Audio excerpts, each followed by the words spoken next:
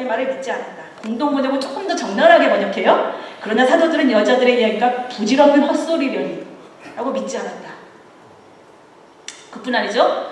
당시 못 믿을 사람들하고 취급받았던 이들을 통해서 기왕 예수가 부활을 선포하기로 마음을 먹었으면 이왕 하는 것 좀 더 확실하게 부활을 드러냈으면 좋겠는데, 그럼 말에 거리가 실리잖아요. 못 믿을 사람이라고 하더라도. 가령 눈에서 불이 나온다든가, 그죠?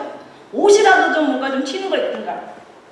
찬란하고 영광스러운 모습으로 보였다면 훨씬 믿기 쉬웠을 것 같은데, 성서가 증언하고 있는 부활 예수의 모습은 그렇게 확실히 드러난 승리의 이미지하고 거리가 멀어요. 뭔가 좀 이상해요. 예수가 부활한 후 모습을 드러낸 첫사람 마리아 막달레나 요한복음에 나오는 이야기, 그걸 한번 본다면 예수가 마리아 막달라에게 최초의 모습을 드러낸 것은 제자들이 숙소로 돌아간 이후예요. 요한복음 기자는 이 장면을 어떻게 서술하는지 요거보다 앞서 나온 11절 15절 내용을 좀 보면, 제자들이 빈무덤을 확인하고 돌아간 뒤 마리아 막달라는 무덤 앞에 서서 홀로 울고 있죠. 그 자리에 떠나지 못했어요. 차마. 근데 그녀 또한 제자들과 마찬가지로 예수가 다시 살아나라고 했던 걸 기억하고 있는 것 같진 않아요. 상심에 젖어서 울고 있었어요. 그러니 그 듣보잡 청년이 나타나서 얘기를 합니다. 왜 오세요? 그러니까 마리아 하는 말이, 사람들이 예수를 가져다가 어디로 두었는지 내가 알지 못하겠습니다. 그 순간 마리아가 시선을 돌려서 돌아보는데 그 자리에 누가 있나요? 예수가 서 있죠? 근데 마리아가 알아보나요? 뭐로 오인하죠? 동산지기로 오이네요. 자, 이 다음 장면, 거기부터 나오고 있는 장면이 이 장면이에요. 어느 분 한번 읽어주시겠어요? 눈 마주친 사람. 눈 마주쳤습니다. 예수께서 마리아야 부르셨다. 마리아가 돌아서서 히브리 말로 라보니 하고 불렀다. 그것은 선생님이라는 뜻이다. 예수께서 마리아에게 말씀하셨다. 내게 손을 대지 말아라. 내가 아직 아버지께 올라가지 않았다. 이제 내 형제들에게로 가서 이르기를, 내가 나의 아버지 곧 너희 아버지, 나의 하나님 곧 너희 하나님께로 올라간다고 말하여라. 막달라 사람 마리아는 제자들에게 가서 자기가 주님을 보았다는 것과 주님께서 자기에게 이런 말씀을 하셨다는 것을 전하였다. 자, 감사합니다. 어떤가요? 어느 틈에 뒤에 와서 이름을 부르는 예수를 보고 마리아는 놀라서 수스라칩니다. 그리고 예수의 몸을 향해 아마 또 달아날까봐 두려웠을 거예요. 황급히 손을 뻗칩니다. 누구나도 그랬겠죠? 근데 예수가 어떻게 합니까? 만지지 말라. 내게 손대지 말라. 자, 만지지 말라라는 뜻의 라틴어 문장 놀리미 텐제레, 붙잡지 말라라는 뜻으로 번역되기도 해요. 예수는 거부해요. 붙잡고 만지고 확인하려고 하는 마리아를 뿌리칩니다. 만지지 마라. 나를 잡고 있으려고 하지 마라. 이상하죠? 왜일까요? 애타는 마리아한테 손을 내밀어서 자기의 따뜻한 피가 도는 온기를, 몸에 온기를 전해주었을 법도 한데 안 그래요. 숙소로 돌아간 예수를 제자들 쫓아가서 당장의 모습을 드러내면서 똑똑히 모아라. 내가 돌아왔다 라고 말했을 법도 한데 예수는 안 그래요. 이 최초의 장면 이후 뒤따르는 장면에서도 예수가 하는 행동들은 조금 이상해요. 예수의 부활 자체는 굉장히 극적인 사건이에요. 사건이 알려지는 방식은 극적이라기보다는 좀 김새요. 부활한 예수는 심지어 제자들과 함께 어디로 가나요? 엠마오로 가는 길에서 오랫동안 같이 걷는데 그들 중 어느 누구도 예수를 알아보지 못할 만큼 낯설었어요. 나타났다가 자취도 없이 슉 사라져요. 이런 이상한 행동을 하기도 해요. 심지어 몸소 나타났는데 그 모습이 얼마나 이상하고 초라했으면 직접 본 제자들도 안 믿어요. 가까운 사람들도 인식하지 못했을 만큼 초라했을 뿐 아니라 본인 스스로 부활한 자신의 존재감을 드러내거나 정체성을 드러내는데 소극적이었어요. 당연히 제자들이 안 믿어요. 의심해요. 그들의 말도 믿지 않았어요. 그리고 이제 대다 혼나죠. 나가보겠습니다. 예수께서는 그들에게 나타나서 그들의 믿음이었고 마음이 무딘 것을 꾸짖으셨다. 그들이 자기가 살아난 것을 본 사람들의 말을 믿지 않았기 때문이다. 예수는 진리를 붙잡고 만지고 확인하고 싶었던 제자들의 욕구를 만족시키는데 큰 관심이 없었어요. 오히려 어떻게 보면 그런 시도를 불편했던 것 같아요. 예수가 원했던 것은 뭐냐? 낯선 사람들, 그 소외된 사람들, 권위도 없고 권력도 없던 사람들한테 전해진 자기의 부활의 선포를 제자들이, 소위 자기를 따르는 무리에서 주류였던 제자들이 믿기를 바란 거예요. 그걸 안 믿었다고 제자를 꾸짖고 있어요. 자, 부활 전승을 다시 들어보니까 어때요? 여러분이 익히 알고 있는 이미지하고 좀 다르죠? 그죠? 우리가 알고 있는 부활절 이미지, 부활 선포하고 판팔에 올리고 할렐루야 찬양하고 잔치 벌이고 밤샘하고 죽음을 이긴 승리의 예수 만능의 주, 이런 이미지가 우리가 갖고 있는 부활절인데 정작 예수가 부활을 선포하는 방식은 이게 뭐야? 그런데 이 모든 것이 명확치 않은 부활 전승에서 예수가 공통적으로 아주 확실하게 강조하고 있는 것이 있어요. 자신의 부활이 자신 스스로 부활의 명징성을 드러냈으면 쉬웠을 일을 그렇게 하지 않는 대신 강조하는 거예요. 너희는 온 세상에 나가서 만민에게 복음을 전하여라.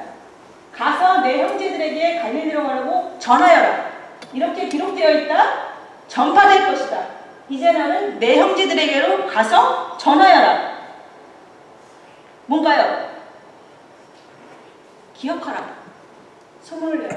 우선은 첫째예요. 기록된 것을 내가 말했던 것, 내가 이미 말했던 것을 기억하라. 예수는 부활의 현장에서 새로운 메시지를 전하지 않아요. 대신 내가 말했던 것, 성서에 기록된 것, 기억하라. 그 말했던 게 뭔가요? 하느님 나라 이야기, 자신을 죽음으로 몰았던 그 얘기, 그 위험한 기억, 사회에 떨어지더라고 같이 어울려 다니는 그 기억, 자신이 부활한 몸이 아니라 그 기억을 잡답니다. 그리고 또 뭐죠? 사람들에게 가서 내 이야기를 전하라. 제자들, 형제들, 사람들에게 가라. 내 대신 전하라. 나를 대신해서 내가 너희에게 남긴 말을 전하라. 만약에 정보를 갖고 있는 사람들이 권력자 권위였다면 정보 전달은 뭐가 될까요? 공표가 되겠고 선언이 될 거예요. 근데 예수 제자들도 예수 공동체 안에서는 주류였지 전체 사회를 본다면 떨어지들이에요. 별 볼 일 없는 사람들이에요. 그들이 퍼뜨리는 말은 공표도 될 수 없고 선언도 될 수 없어요. 뭐예요? 소문이에요. 그죠? 그러니까 예수는 이 힘없는 사람들, 떨어지들한테 자신의 그 위험하기 그지없는 기억들을 소문을 내라고 청하고 있는 거예요. 사람들에게 가서 나에 관한 소문을 내라. 소문이 뭔가요? 그쵸? 소문은 힘없는 민중이 힘없는 민중에게 전달하는 정보예요. 힘없는 민중들의 소식통이에요. 5.18 광주민주항쟁이 공론화되기 전까지 17년, 5.18은 소문을 통해서 살아남았어요. 세월호 참사도 마찬가지죠. 정부와 언론이 전달하는 공식적인 정보가 아니라 SNS, 별 볼 일 없는 인터넷 방송을 통해서 소문을 통해서 진실이 퍼져나가기 시작했어요. 제자들은 처음 이 말을 전한 마리아 막달레나의 말을 무시하고 믿지 않았어요. 심지어 자기 동료도 믿지 않았었어요, 처음에. 근데 마음을 돌려요. 예수의 부활을 보았다는 사람들의 말을 믿기 시작해요. 자신이 갖고 있었던 기억과 그들의 기억이 만나기 시작하면서. 그렇게 도망치고 싶었던, 잊고 싶었던 제자를 붙잡은 건 나에 관한 소문을 내달라고 했던 예수의 청, 그리고 그 청을 들어주고 싶었던 동료들 서로들이었었어요. 그 동료들의 말, 그 작고 별 볼 일 없는 사람들의 말이 예수의 말을 자꾸 잊으려했던 지도자들이었던 제자들, 그 지도자들의 기억을 일깨웠어요. 그 스승에 대한 기억, 스승이 가르쳤던 하느님 나라에 대한 기억, 그 기억과 기억이 만났을 때 저는 이게 기억의 힘, 집단적인 기억, 공동체 기억의 잠재력이라고 생각해요. 스승을 함께 기억하는 동료가 있었고 스승의 이야기를 듣고 싶어하는 이름 모를 수많은 이들이 있었어요. 기억은 이내 증언을 일으켰고 불러일으켰고 증언은 또 소문이 됐어요. 너도 나도 단편적으로 갖고 있던 스승에 대한 기억들이 내 입과 동료들의 입을 통해서 막 쏟아져 나오기 시작을 합니다. 스승에 대한 기억들이 이제 막 회복이 되기 시작해요. 빠르게 살이 붙기 시작합니다. 기억은 마침내 진리를 예수를 계시면서 움직이기 시작해요. 이 민초들의 소문따위가 아무 힘이 없을 것 같은데 재미있게도 권력자들의 반응을 한번 볼까요? 시체가 사라진 무덤에 줄 파장, 그의 실제가 아니라 오히려 그의 부재가 촉발시킬 엄청난 힘을 대사제들하고 바리사이파 사람들은 이미 알고 있었어요. 자, 볼까요? 또 누가 한번 읽어주시겠어요? 공동번역이 좀 더 생생해요. 그래서 공동번역으로 갖고 왔어요. 눈 마주쳤습니까? 각하 그 거짓말쟁이가 살아있을 때의 사흘 만에는 자기는 다시 살아난다고 말한 것을 저희가 기억하고 있습니다. 그러니 사흘이 되는 날까지 그 무덤을 단단히 지키라고 명령하십시오. 혹시 그의 제자들이 와서 시체를 훔쳐다 감추어 놓고 백성들에게는 그가 죽었다가 다시 살아났다고 떠들지도 모릅니다. 이렇게 되면 이번 속임수는 처음 것보다 더 심한 혼란을 일으킬 것입니다. 감사합니다. 어떤가요? 이 지배 세력들, 대사제들, 그리고 바리사이파, 붙어서 사는 사람들. 영리하게도 예수 부활의 소문이 예수가 살아일으킨 소요보다 더 심한 혼란을 일으킬 것을 감지하고 있어요. 그리고 어느새 5년 중에 그들이 파악했던 예수의 정체성, 거짓말쟁이, 요거를 제자들한테 전이시키고 있어요. 64절에서는 제자들을 거짓말쟁이로 부르고 있죠. 진리 선포의 담지자가 예수 한 사람에서 제자들로 익명의 다수로 확장될 것을 그들은 어떻게 보면 예수보다도 더 두려워하고 있었던 거예요. 예수를 따르던 사람들은 그의 부활 이후 걷잡을 수 없이 퍼지던 소문을 통해서 드디어 예수에 대한 기억을 재구성했습니다. 그 기억을 통해 자기가 누구인가 묻기 시작했고 마침내는 예수의 적대자들이 두려워서 떨 만큼 엄청난 파급력을 갖춘 공동체의 기억으로 발전시켜요. 그게 기록이 된 게 뭔가요? 우리가 읽는 복음서예요.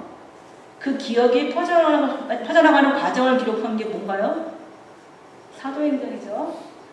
그리고 기억이 유대 공동체뿐만이 아니라 이방으로 만방으로 퍼져나가는 그 생생한 현장을 증언하고 있는 게 뭔가요?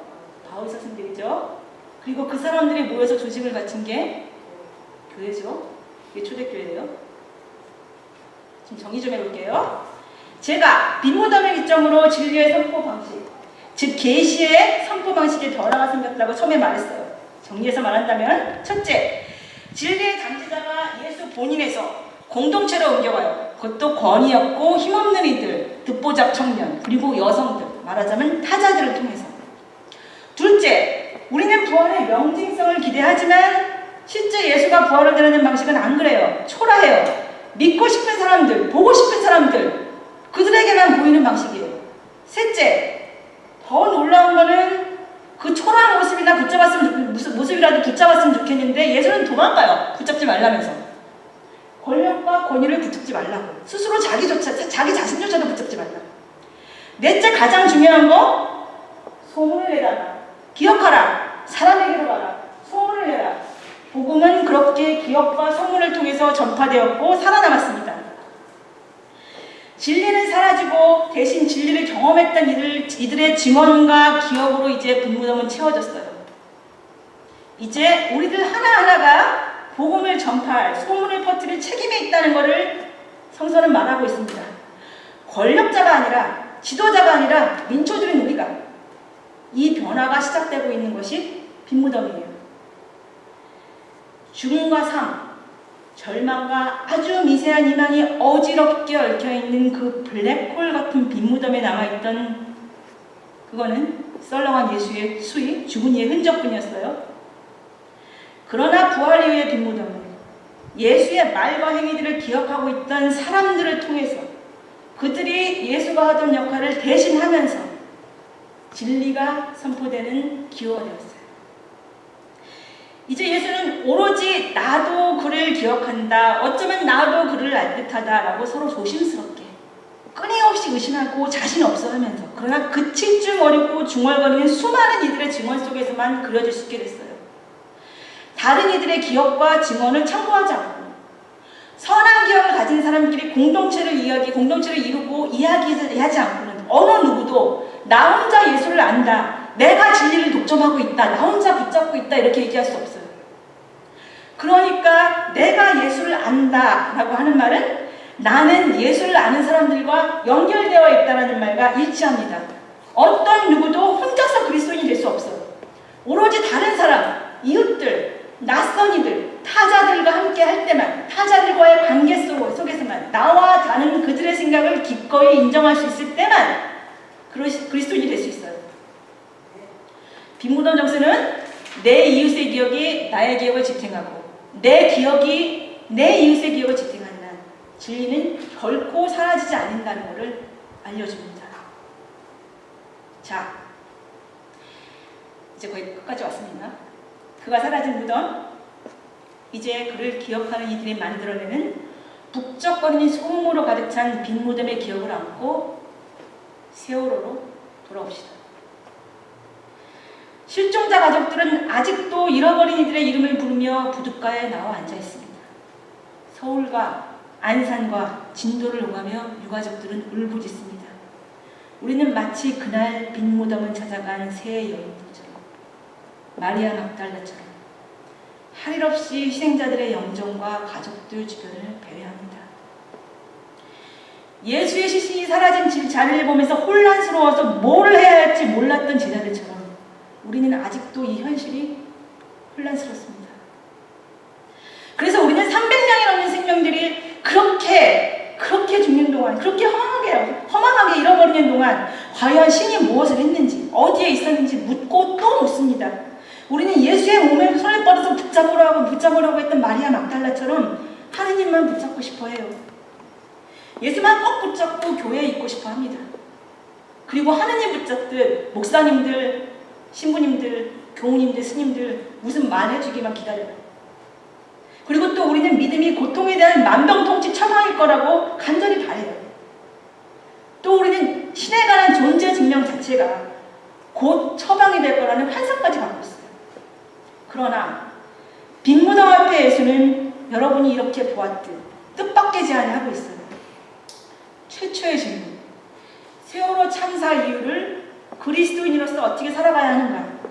빈무덤 앞에서 예수의 사람들이 경험한 것을 통해서 우리의 길을 물어보죠.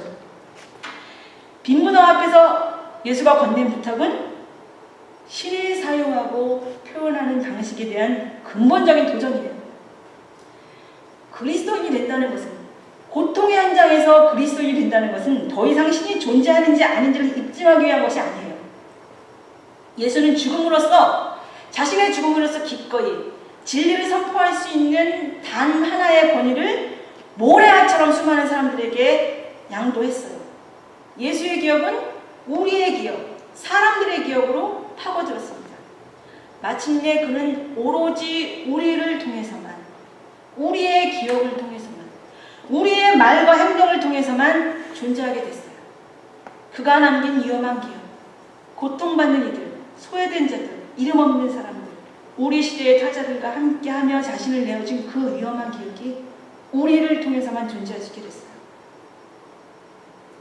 그 기억을 남기고 본인을 떠나면서 상실과 혼란으로 갈 길 몰라하는 그의 사람들한테 예수가 제시한 것은 명징한 진리의 증명이 아니었어요. 그는 붙잡히지도 않았고 머물지도 않았어요. 어떠한 처방도 내리지 않았고 심지어 새로운 메시지도 주지 않았어요. 대신 진리가 자신에 관한 위험한 기억이 공동체를 통해서 바로 우리들을 통해 살아남아야 한다고 그것만 일러주었을 뿐이에요. 그것도 보잘것없었고 무시받았던 타자들을 통해서. 그러니까 그리스도인이 된다는 것은 권력, 권위를 붙잡는 게 아닙니다. 고통의 기억, 그 위험한 기억을 품고 사는 겁니다. 그 기억을 말로 꺼내고 행동으로 옮기는 겁니다. 무엇보다도 그 기억을 간직한 사람들의 일부가 되는 겁니다. 어느 누구의 기억도 완전할 수 없어요.